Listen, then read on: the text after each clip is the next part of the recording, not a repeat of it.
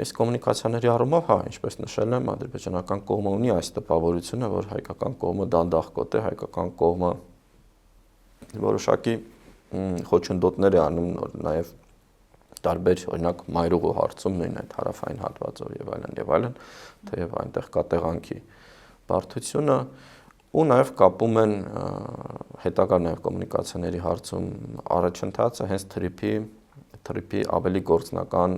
թրիփի շրջանակներում ավելի գործնական քայլերին անցնելուն, այսինքն եւ որ պատրաստ լինի այդ հայ-ամերիկյան կազմակերպության մասին պատկերացումները, այդ իրավահասությունները, հա, այդ կազմակերպության հողի վրա ինչ աշխատանքներ են տարվելու, ինչ տեսք է ունենալու այդ առաջին հերթին երկաթողին եւ այլն,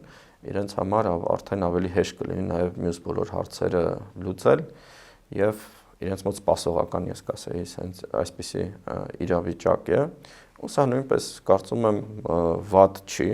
այսինքն սա հայկական կողմին նաև ազդակ է, որ հենց լինի այդպիսի ակտիվություն, մենք կունենանք նաև արդյունք,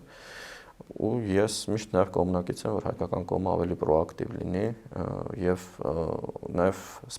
իր շահերը սպասարկող տարբեր առաջարկներ ավելի ակտիվ անի, ավելի այլ կոմունիկացիաների վրա նաև մտածենք եւ այլն։